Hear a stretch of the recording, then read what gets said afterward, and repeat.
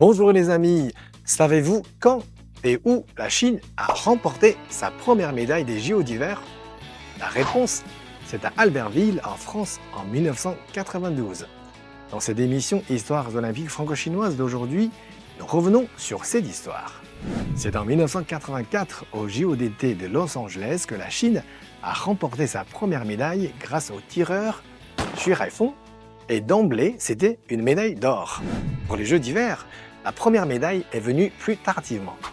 Après 3 premières tentatives aux JO d'hiver en 1980 à Lake Placid aux États-Unis, en 1984 à Sarajevo en Yougoslavie et en 1988 à Calgary au Canada, il a fallu attendre 12 ans, en 1992, pour que la Chine obtienne sa première médaille aux JO d'hiver d'Albertville en France. Et la personne qui a écrit l'histoire s'appelle Ye Qiaobo. Cette patineuse chinoise a été une icône et une source d'inspiration pour toute une génération de jeunes Chinois par ses exploits aux JO d'Albertville et les autres contributions qu'elle a faites au patinage de vitesse chinois. Entre 1979 et 1994, Ye a empoché un total de 133 médailles dans toutes les compétitions auxquelles elle a participé. Parmi ces 133, 2 ont été remportés aux JO d'hiver d'Albertville, portant un poids historique particulier. Au début des années 1990, la grande star du patinage de vitesse, c'était l'américaine Bonnie Blair. Elle a remporté 5 médailles d'or olympiques d'hiver et 3 championnats du monde entre 1988 et 1995. Cependant, Ye ne craignait pas d'affronter une adversaire aussi redoutable.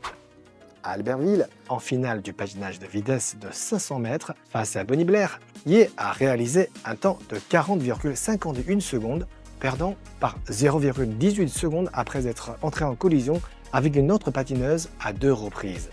Blair a eu l'or et Ye l'argent. Un résultat triste pour Ye qui avait tant l'espoir de gagner l'or, mais déjà excitant pour la délégation chinoise. Car avec cette médaille d'argent, le drapeau chinois a été hissé pour la première fois sur un podium des JO d'hiver. Ye et Blair se sont rencontrés à nouveau à Albertville pour les 1000 mètres. Cette fois-ci, Ye est des plus proches de la victoire. Mais hélas, à 0,02 secondes près, Ye a encore perdu l'or face à Blair. Mais elle a ajouté une autre médaille d'argent pour la Chine. À Albertville, une autre patineuse, Li Yan, a obtenu elle aussi une médaille d'argent au patinage de vitesse sur courte piste de 500 mètres. 3 médailles d'argent, c'est ainsi que l'équipe de Chine a conclu son voyage olympique en France.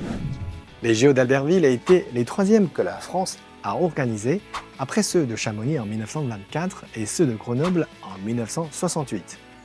Pour les Français, on se souviendra certainement de la beauté des cérémonies d'ouverture et de clôture, du discours de François Mitterrand ou de l'apparition de Michel Platini. Mais pour les Chinois, les JO d'Albertville de 1992 constituent un jalon historique pour le rêve olympique chinois en 3 étapes. Participer à des JO, remporter des médailles et puis organiser des JO. Pour les JO d'été comme pour ceux d'hiver. Quand en 2022, les JO d'hiver se sont déroulés avec succès à Pékin et que le nombre total de médailles remportées par la Chine aux JO d'hiver est passé à 77, dont 22 en or, il est impossible de ne pas se souvenir de ces 3 médailles d'argent à Albertville. Car, comme on dit souvent, c'est le premier pas qui compte. Par l'intermédiaire des JO d'Albertville et les performances des athlètes chinois, les histoires franco-chinoises sont liées à jamais. Et ces liens vont poursuivre leur consolidation durant les JO de Pékin en 2008 et en 2022. Quelles sont les autres histoires passionnantes entre la France et la Chine durant ces 2 éditions des JO en Chine? Nous verrons cela dans les prochains épisodes.